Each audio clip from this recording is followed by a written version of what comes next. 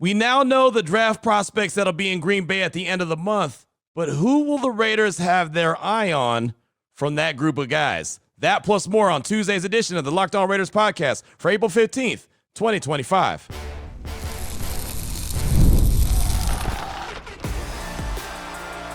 You are Locked On Raiders, your daily Las Vegas Raiders podcast, part of the Locked On Podcast Network, your team every day. And welcome here, Raider Nation, to another edition of the Locked On Raiders podcast. Thank you so much for making the show your first listen of the day. We definitely appreciate you. If you're catching the show wherever you find your favorite podcast or you're checking us out by way of the YouTube page, either way is great. We appreciate the love because the show continues to grow each and every day. That's because of your consistent support and the job that my man Ari does behind the scenes. Does a fantastic job. We definitely shout him out and appreciate him for all his hard work. If you want to shout him out, you can check him out. He's on Twitter at Ari Produces. You can hit me up as well at your boy Q254.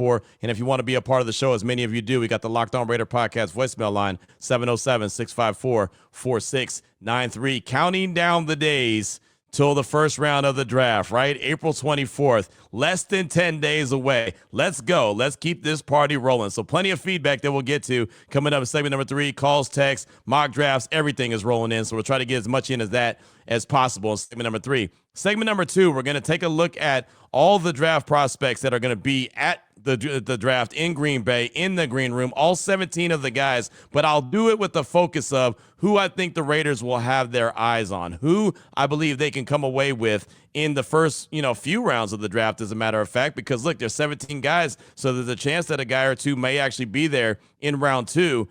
Who the Raiders could come away with that I've got my eye on, that I think they've got their eye on. We'll do that in segment number 2. Here in segment number 1, just news and notes of the day. We'll jump right into it after I tell you about the title sponsor of the show. That's FanDuel. Right now, new customers can get $250 in bonus bets when your first $5 bet wins, just like that. So off top, Max Crosby, his name just does not stop coming up in the headlines, right? And it's always for good reason. And I'm really so happy for Max Crosby. He just continues to, get the flowers and continue to get rewarded. And you just see a goal after goal after goal and accomplishment.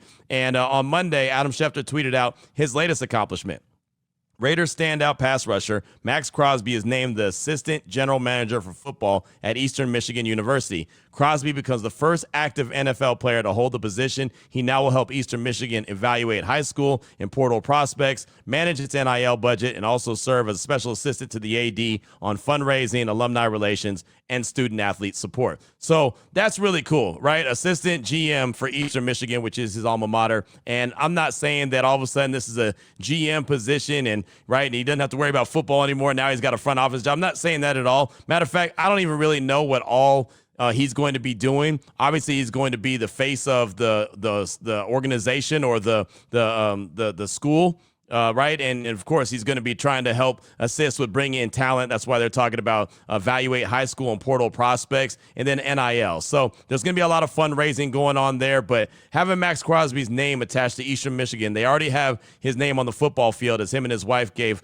a very large donation. So they already turned that into the Max Crosby Field. Now he's also part of the assistant GM of Eastern Michigan. I just think that that's really cool to see him continue to, as I mentioned, get the flowers and the recognition and going from being a former 4th-round pick that was just hoping that he was going to make the Raiders squad to being the star that he is, obviously recognized throughout the National Football League. But now you're seeing the effects of who he is going back to even his school, Eastern Michigan. So I'm sure he's excited about another great honor. Again, only one of 4 active players that are actually assistant GMs, and Steph Curry at Davidson was the latest one before Max Crosby to get that honor, and the first NFL player that's actually active that has this kind of a role as well. So shout out to Max Crosby again. Just another great honor and something well-deserved, because that's what Max Crosby continues to earn, doing things the right way, and he's going to continue to get rewarded like that. I think that's really, really cool. Also, found out on Monday, I had been making calls. I had been sending texts. I knew that there was, 3 guys, for a matter of fact, that was going to be in Green Bay in the green room. We knew about Jalen Milroe. We knew about Jackson Dart. We heard about Matthew Golden. I was like, hold on, man. There's more than 3 guys that are going to be in the green room. So I'm reaching out to Amber Thea Harris, who does a lot of work with the Raiders, but then she also is on the draft broadcast for Westwood One. So I'm like, hey, I don't know if you've got the list already. I'd love to get my hands on it because, well, I want to know who's all going to be there in Green Bay. I'm excited about the trip to the draft, as I am each and every year. We always get the opportunity the day before the draft to actually meet with the prospects, meet with a bunch of the draft analysts like Daniel Jeremiah, Charles Davis, Joel Klatt. They'll all be there. But I always really appreciate that opportunity to catch up with as many players as possible. Last year in Detroit, the weather was awful, so it didn't really play out the way that it was supposed to. So didn't really achieve the goal I was looking for last year. But this year in Green Bay, I'm expecting it to be a lot better. So, of course, as I'm doing all this due diligence and all this digging, the NFL sends an email Monday afternoon while I was doing my radio show that let us know all 17 guys. And my expectations was it was going to be a small handful of guys, right? We had heard that it was going to be less than there was last year, and there was only 13 guys last year in the green room. So I was thinking that it was going to be a smaller number, which is kind of disappointing. But in fact, they have 17 guys headed to Green Bay. So we'll go through the names pretty quickly, and then coming up in segment number 2, we'll talk about the prospects that I believe the Raiders will have their eyes on and could potentially come away in the draft with being new members of the Silver and Black. So real quick, Tyler Booker, the guard from Alabama, Jahad Campbell, linebacker also from Alabama, Will Campbell, tackle from LSU, Abdul Carter, defensive end from Penn State. We know he's going to go really quickly. Jackson Dart, quarterback from Mississippi, Ole Miss. It's a question there. Matthew Golden, wide receiver from Texas. I mentioned him before. Mason Graham, defensive tackle out of Michigan. He's going to be available in there. Travis Hunter, defensive back and wide receiver, two-way star, Colorado. He's going to be there. Ashton Genty, running back, Boise State. Hint, hint. I think the Raiders will have their eyes on him. Will Johnson, the defensive back from Michigan. He actually had a somewhat of a little bit of a pro day on Monday, and apparently in front of a handful of scouts, he did a really good job. He didn't run the 40. Most people think that he's not the fastest dude out there, but obviously he could play. Well, he's going to be out there in Green Bay at the draft as well. Teteroa McMillan, the wide receiver from Arizona, is going to be in attendance. Jalen Milroe, mentioned him before, quarterback from Alabama. He'll be there. Josh Simmons, tackle from Ohio State. Malachi Starks, defensive back from Georgia. Shamar Stewart, defensive end from Texas A&M. Cam Ward, quarterback from Miami, and you know he's going to go first overall, so he won't be in the green room very long. And then Mykel Williams, defensive end from Georgia. He's the 17th guy that'll be in the green room. So there's a lot of dudes right there. That is a lot of guys in the green room. I'm excited about that there's a big, chunk of the guys that are going to be there. And as I just look at the list, and we'll talk about it coming up next, I see about half, 8 or 9 guys that I could see the Raiders having real true interest at some stage of the game, round 1, early round 2, or maybe a couple in round 1 that I could see them having a lot of interest in. We'll talk about that coming up in segment number 2 with today's Locked On Raiders podcast. Before we get to that, though, I do want to tell you about one of the great sponsors here on the show, and that is Monarch Money. Have you ever checked your bank account and wonder, where'd all my money go? Between dining out, online shopping, and entertainment, it's easy to lose track. That's where Monarch Money comes in, your personal CFO, giving you full visibility and control over your finances. Monarch Money isn't a budgeting app. It's a complete financial command center. You can track all your accounts, investments, and spending all in one place. So you stop just managing your money and start building your wealth. And there's all kind of insights that you'll find out about that are probably surprising to you, like maybe how much you spend on food delivery, right? Something that you'll probably like, whoa, hey, I'm going to cut back when you actually see what the number looks like. And instead of juggling multiple apps, you can use Monarch to check your finances, track spending, and even plan your long-term goals. So what do you have to do? Take control of your finances with Monarch Money. Use promo code LOCKEDONNFL. It's all one word at monarchmoney.com for 50% off your first year. That's monarchmoney.com. Promo code LOCKEDONNFL. It's all one word for half off your first year.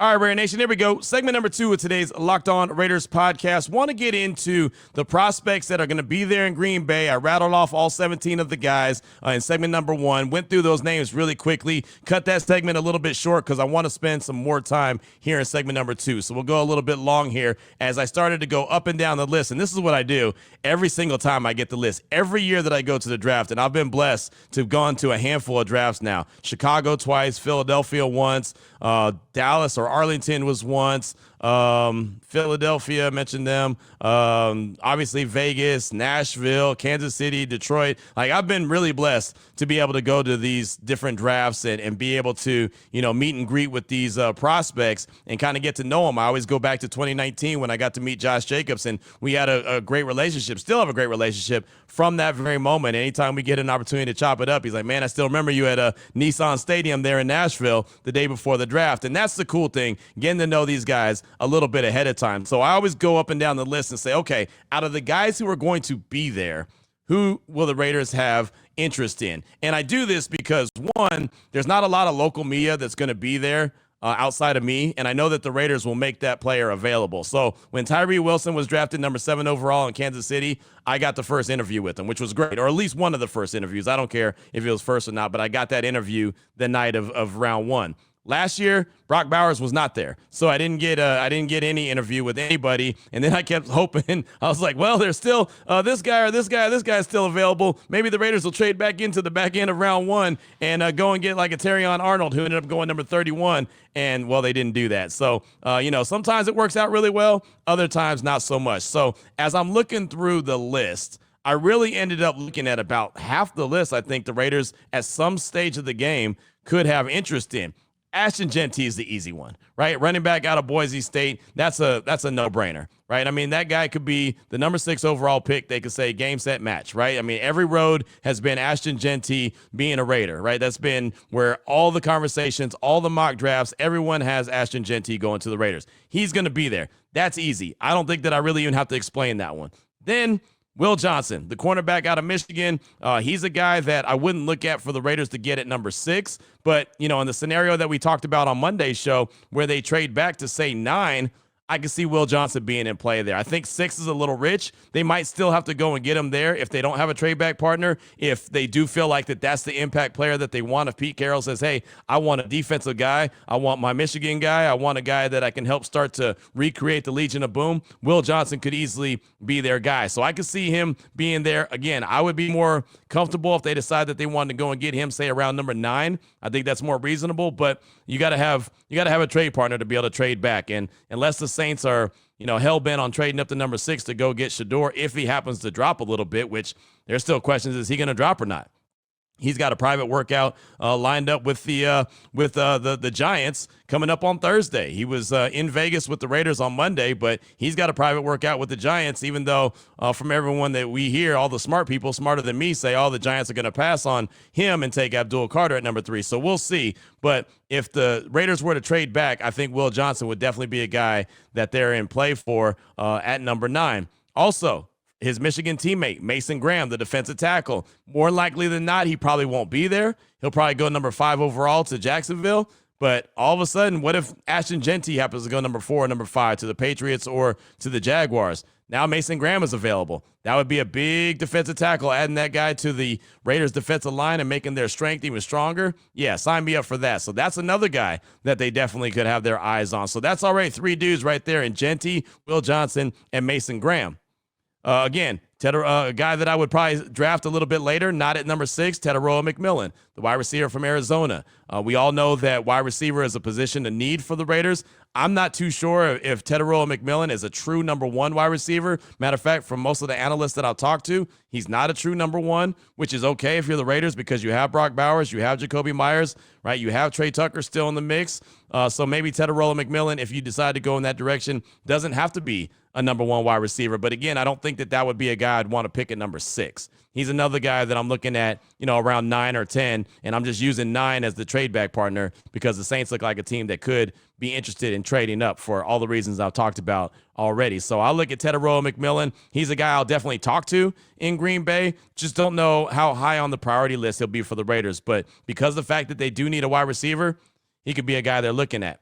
Same thing goes for Matthew Golden, the wide receiver out of Texas. As a matter of fact, I would tend to think that Matthew Golden, with his speed, might be the difference maker in who's the number 1 wide receiver selected in this year's draft. What he was able to run at his pro day there for Texas, being in the 4.2s, that could be the game changer. That could be, if there was a close race between Golden and McMillan, that him running that speed that he ran could be the difference maker. That could be what puts him over the top. I know Luther Burden is another wide receiver that a lot of folks have their eyes on. He's not going to be in Green Bay, so he doesn't qualify for this conversation. But Matthew Golden at the wide receiver position, him and Tedoroa McMillan, I could see both those guys the Raiders have an interest in. And again, another guy that I would have interest in around number 9, number 10, not necessarily there at number 6. Tyler Booker, the guard from Alabama. I know we haven't talked a lot of interior offensive linemen here on the show, but I do think if the Raiders were going to address their offensive line early, they can go in a couple different directions. They can go with a tackle or they can go with a guard. Now, again, I wouldn't pick a guard at number 6. I wouldn't. I would try to get him later on in the first round, maybe even towards the back end of the first round. He might be a guy that I'm looking at if I'm the Raiders and I decide, hey, I want to trade back up from the back or the top of round 2 into the back end of round 1. That's probably where I'm looking at a Tyler Booker, but he's got foot speed. He's got a few balance issues. He's not necessarily the biggest blue chip prospect, but he's powerful. He's well built, competitive, high football IQ. He's a big-time guard prospect for a man-gap heavy run scheme, and Trey Smith is his pro comp. That's according to the Pro Football Focus, draft guide that they have out there. Just a couple little words on Tyler Booker. I could see the Raiders trying to bolster the interior of their offensive line as they're still putting that together. We know Colton Miller's there. We know JPJ is going to be there at some stage of the game, probably the center position. Dylan Parham, I believe that he's going to be along that offensive line. DJ Glaze, he's, I think, earned his spot along that offensive line, but there's definitely going to be competition. So I can see a Tyler Booker being a guy that they have some interest in. Will Campbell, the tackle from LSU, I mentioned him on Monday. He could be a guy that the Raiders could have some interest, and he could be as high as number 6. Say, the Jaguars and the Patriots go in a different direction, and all of a sudden Will Campbell is there. I can see the Raiders going in that direction.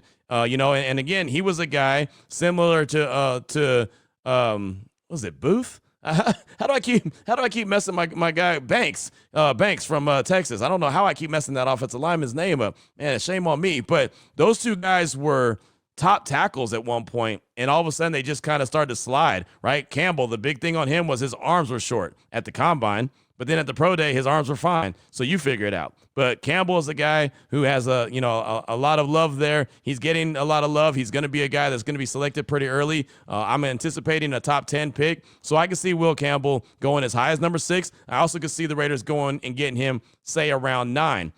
Josh Simmons, another tackle. He's actually a guy I think that Kansas City's probably got their eyes on out of Ohio State, but maybe if the Raiders are picking in the back end of round 1, maybe they trade back a couple times. Again, these are just options. I'm not saying that they're all at number 6. I think Josh Simmons, tackle out of Ohio State, obviously familiarity with Chip Kelly, that would be the tipping point for him. Okay, Josh Simmons is a guy that all of a sudden they have some interest in because Chip Kelly says, yeah, go get that guy. I like him a lot. Also from Alabama, I know I've talked about an Alabama guard already. How about Shahad Campbell, the linebacker from Alabama? Now, my only concern with him is the fact that he showed up to the pro day with his arm in a sling. And I know he had shoulder surgery, but from everything I've heard, it's pretty minor. He's going to be just fine. And we know that the linebacking room is a little suspect right now. So Jahad Campbell the linebacker from Alabama could be a guy in play for the Raiders as well. Again, just looking at draft prospects that are going to be there in Green Bay that the Raiders could be looking at. Now, and when it's all said and done, they could be looking at none of these guys. They might walk away, and none of these guys that I've mentioned, none of these names end up being who the Raiders select. That's fine, right? Again, there's 17 of the guys, and there's going to be 32 first-round picks.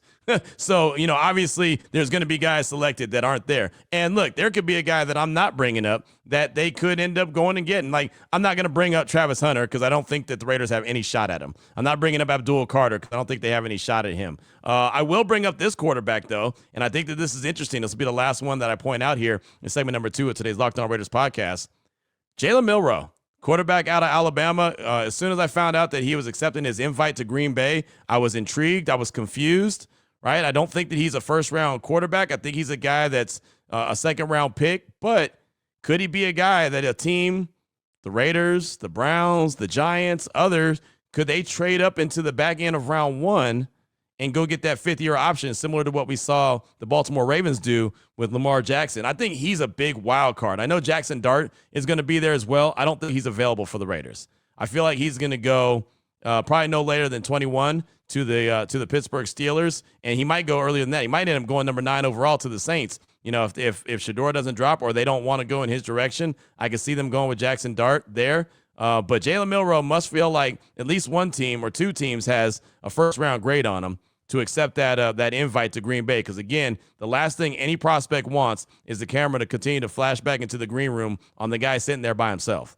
We've seen it multiple times. Raiders quarterback Geno Smith could tell you about it. Obviously, Aaron Rodgers could tell you about it. We remember Johnny Manziel and his slide when they kept going to the green room and looking at him. I mean, we see this time and time again. You don't want to be that guy. And I really start to feel bad for these prospects when they're back there and they're waiting and they're waiting and they're waiting, and then they have to leave. Who was it? Who was the one who's in Seattle right now? Drew Lock. Drew Lock was one of those guys that he ended up in that situation as well. So I'm just thinking Jalen Milroe and his team must know something. They must already know that he's going to go, if not round 1, very early in round 2. I just would be so shocked to see this guy. Like, when we thought he was going to slide to round 3, that's not happening. A guy doesn't slide to round 3 and go to the draft. He just doesn't. Right. So maybe the Raiders could come away with, say, Ashton Genty at number 6 and then trade back up into the back end of round 1 and go and get a Jalen Milroe, get a 2-for-1 special. 2 guys in the first round, 2 fifth-year options on both those guys. I wouldn't be mad at that at all. And then you let Milroe sit behind Geno Smith. You can let that guy sit for even a couple years if you felt the need to, especially if you got the 5th-year option on him. You can let him sit. So I don't know what's going to happen with Aiden O'Connell. I know that there's reports out there that he could be on the trade block. So that's just something I'm not really reporting because it's just kind of floating around social media. But it's something to pay attention to. I wonder if he could be on the move during the draft as well. But those are the guys that I'm really looking at that the Raiders probably would have some interest in that are going to be in Green Bay. Ashton Genty, no-brainer, the running back out of Boise State. Will Johnson, cornerback out of Michigan. Mason Graham, defensive tackle out of Michigan. Teteroa McMillan, the wide receiver out of Arizona. Matthew Golden, wide receiver out of Texas. Jalen Milroe, quarterback out of Alabama. Tyler Booker, the guard out of Alabama. Will Campbell, the tackle from LSU. Jahad Campbell, linebacker, Alabama. And Josh Simmons, the tackle from Ohio State. So that's 1, 2, 3, 4, 5, 6, 7, 8, 9. That's 10 guys. That's more than half the 17, right? There's only going to be 17 guys there. There's 10 quality players. I can see the Raiders having some real deal interest coming up in the draft at the end of the month. But what's on your mind? What are you feeling? What are you hearing? What are you thinking? 707-654-4693. That's the Locked On Raider podcast voicemail line. Your calls and texts will close out the show next. Before we get to that, though, I do want to tell you about the title sponsor of the show, and that is FanDuel. The NBA playoffs, they're almost here. FanDuel is giving new customers an incredible way to get in on the action. Right now, when you join FanDuel and place your first $5 bet, you'll get $250 in bonus bets if your bet wins. And I love how FanDuel makes betting so easy. You could pick your favorite team or diving into player props. We know that the play-in tournament gets started today. My Golden State Warriors are the 7th seed. They got to go up against the Grizzlies. Not feeling good about that. I really am not. The Warriors 0-3 in the play-in tournament so far, right? I know it hasn't been going on for a long time, but they're 0-3. That is not good. 3-pointers, steals, assists. FanDuel has so many ways to bet your favorite player props. Plus, after the game tips off, you can even combine live prop bets into a same-game parlay for a chance to win big. So don't miss out. Head to FanDuel.com and claim your $250 in bonus bets today. Here we go, Raider Nation. Segment number 3 of today's Locked On Raiders podcast. Your calls and texts draft that Locked On Raider podcast voicemail line, 707-654-4693. Let's start things out with Hoedown Raider in the 626. He's calling to talk about the running game, Pete Carroll, and also Chip Kelly. Here he is, Hoedown Raider in the 626. Hey, Q. This is Hoedown Raider calling from the 626. I keep hearing a lot of callers, and especially you, Q. Oh, by the way, first listen to the show, love the show, keep doing your thing. You represent the Raider Nation. You guys keep saying Pete Carroll wants to run the ball. Well, let's remember, Pete Carroll is not calling the plays. Chip Kelly is. What does Chip Kelly want to do? Okay? I think we should trade back, get Chip Kelly's running back from Ohio State, get that big old lineman, was it Timu or Fimu, Humu, Ho-Ho, whatever his name is, get him. All right, let's run the ball, build it, and we should be fine. But I keep hearing Pete Carroll calling the plays. I don't think so. I'm pretty sure it's going to be Chip Kelly calling the plays. So Why don't we start thinking what Chip Kelly wants instead of what Pete Carroll wants? Just a thought. Love the show. Love what you do. Keep doing your thing. Hold down, Raider. Out. Hold down. Thanks for the call. Appreciate you. And yeah, you're right. Chip Kelly's calling the plays. That's no doubt about it, right? I mean, they gave him $6 million to be the OC. He's calling the plays. It is Pete Carroll's team, right? It's his MO. It's his philosophy. It's his culture. Like he's building the team in his image. But Chip Kelly is tasked with being the play caller. Look, to make Chip Kelly's offense go, the one thing I know, he doesn't need a running quarterback. He needs a running game, right? So he's definitely going to use the running game. So whether that's Ashton Genty, whether that's Travion Henderson, whether that's Judkins, whether that's other, he's going to use a running game. There's no doubt about that. That's something that we talked about quite a bit. So they can go in any direction they want. They don't necessarily have to draft Genty at 6, but if you want to know that there's going to be a run game, trust and believe there will be, with Chip Kelly calling the plays and Pete Carroll as the head coach. Hold down, Raider. Thanks so much for the call. Definitely appreciate you. Up next, got a text from 360 Raider. Hey, Q, 360 Raider here. Just in case you're getting tired of mock drafts, check this out. I went to the PFF big board to see what players PFF had ranked at 6, 37, 68, and so on. So if the Raiders just drafted identical to how PFF has them ranked, this is who they draft. Number 6, Will Campbell, tackle. Right, he's from LSU. Auburn. No, that's LSU. Number 37, Benjamin Morrison, cornerback out of Notre Dame. Number 68, Tate Ratledge, guard out of Georgia. 108, R.J. Mickens, safety out of Clemson. Number 143, Jack Kaiser, linebacker out of Notre Dame. 180, Ja Joyner, edge out of Minnesota. 213, Junior Tafuna, defensive interior, again, out of Utah. And number 215, Zeke Biggers, defensive interior lineman right there from Georgia Tech. 222, Corey Kiner, halfback from Cincinnati. He said pretty much covers every position of need except for wide receiver, but I think the Raider Nation would have a meltdown if they drafted like this. Love your work. Have a good one. That's from 360 Raider. And that would be a good way to do it. I wonder if a team would ever just do it like that, like based off of their big board. Like whoever the Raiders have ranked 6, just take them. Whoever they have at 37, just take them. Or, I mean, I know we always say best player available. Maybe the number 25 guy is there when they go to pick at 37. Would they just do that? I wonder how much they really stay true to that. I know a lot of evaluators, we hear from Daniel Jeremiah all the time that when he was in Baltimore, that's all they did is just pick straight off the way that their board was shaping up. But I wonder how much, teams like really kind of vary off of that. They move away from it because they see a guy that's there available and maybe a little bit lower, but they have a really good review on him, or they know a coach of his, or, you know what I mean? Like, I wonder how much that really, does switch up, even though I know what they say. They always say BPA. I always used to say best player available in position of need. And I know that that's not necessarily the philosophy, but I think there's some of that philosophy there for sure. 360 Raider, thanks for the text. Definitely appreciate you. Up next, got a call from Sacktown Mark. He's calling to ask about a potential trade with the Saints, adding a different wrinkle to it as far as what the Raiders could get in return. Here's Sacktown Mark. Hey, Q. This is Sacktown Mark. I just wanted to pose a question to you. When talking about trading with the Saints from 6 to 9, trading back with them, how would you feel if instead of getting this year's second and this year's third, in addition to their 9th overall pick in exchange for our first, what if there was a compromise of the Raiders receiving pick 9, the Saints' 3rd round pick, maybe let's say a later round pick like a 7th for this year, and then also getting next year's 2nd round pick from the Saints? Would you be open to that package as well? Because I know that, like, Pete Carroll and Spytek, like, they're trying to win now, while also building for the future, trying to, do that parallel paths thing, kind of like what the Warriors did a few years ago, or attempted to do. I think that a package like that would kind of fulfill that. You'd have another piece for next year, while also getting a couple more picks for this year. Albeit they're not first or second rounders, we're not getting like additional picks, but I mean, that second round pick could, prove to be very beneficial next year if there's somebody really worth trading up for coming out next year. I don't know who that could be, or who would be worthy of that, but you never know. So anyways, Q, I just wanted to get your thoughts on that idea. One more time, it'd be the Raiders' 6th overall pick for the Saints, 9th overall pick, next year's 2nd round pick from the Saints, this year's 3rd round pick from the Saints, and also a 7th round pick.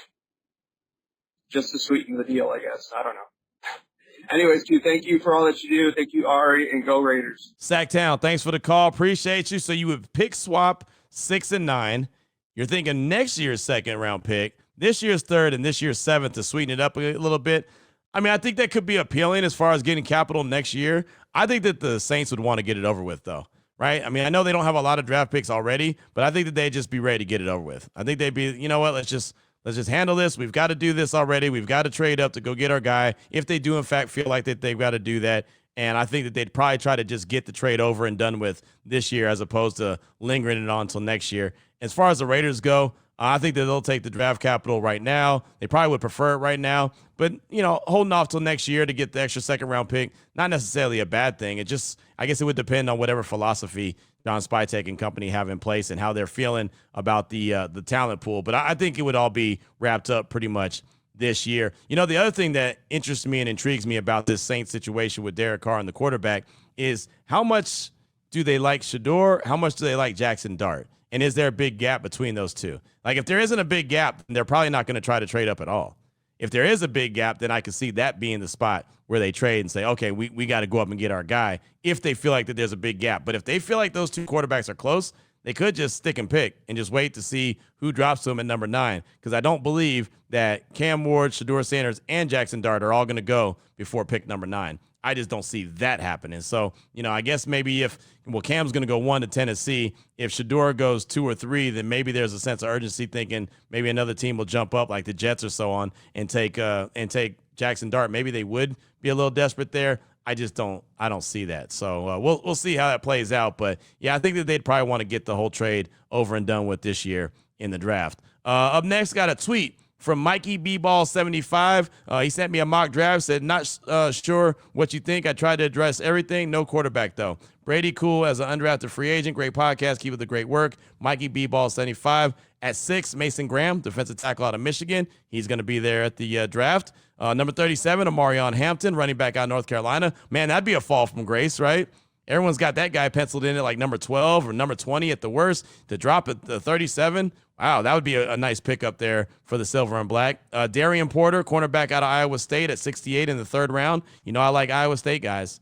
They are coached right. They are guys that Matt Campbell has prepared for the NFL, so I definitely take him. Demetrius Knight Jr., linebacker out of South Carolina at 110. That's definitely a need. Damian Martinez, running back out of Miami at 143. Got to have that. That's 2 running backs in the draft so far. Nick Nash, love the name, wide receiver out of San Jose State at 162. Cody Simon, linebacker out of Ohio State at number 180. Definitely need more linebacker help. Carson Vincent, offensive tackle, Alabama A&M, 213. You know, Greg Allman, who works for Fox Sports, covers the NFC South and the Tampa Bay Buccaneers like a glove. He was on my radio show on Monday, and he said he believes John Spytek, don't be surprised if he gets an offensive lineman from a small school. It just caught my attention when I read that Carson Vincent, offensive tackle, Alabama A&M, that he's really good. Him and Jason Light were really good at finding those offensive linemen from smaller schools. So watch out for that at 213. And Ja'Cory Brooks, wide receiver, Louisville at 222. Yeah, I mean, everything really except for a quarterback. And that's kind of rolling the dice. I think that it should be a pretty big priority to get a quarterback at some stage of the game. But I mean, you came in with a pretty good draft as far as I'm concerned. So thanks so much for that tweet. Again, Mikey B-Ball 75 on Twitter. Hit me up at your boy Q254. Appreciate that.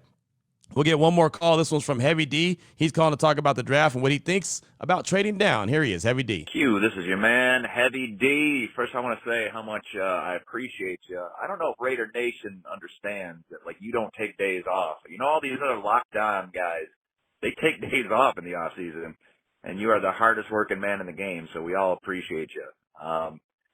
Everyone's got an opinion on the draft, so here's mine. I just listened to the Monday broadcast, and I respectfully disagree to a small extent with your take on stick and pick.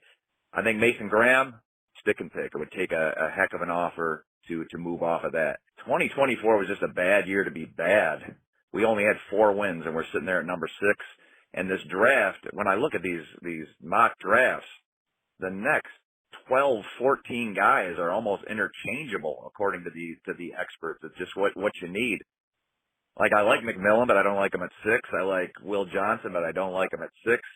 If the Bears call because they want Jenny and they say, we'll give you 3, I would move down. I would just take it and hope to get another starter. We completely botched the 22 and 23 draft. The 22 Devontae Adams draft, we missed our 1 and 2. Parham looks like he might not even start.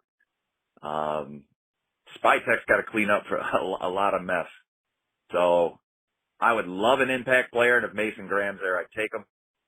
Other than that, I think I would take a 3rd-round pick to slide down a ways, just because this is a team that needs starters. We need linebackers. We need cornerbacks.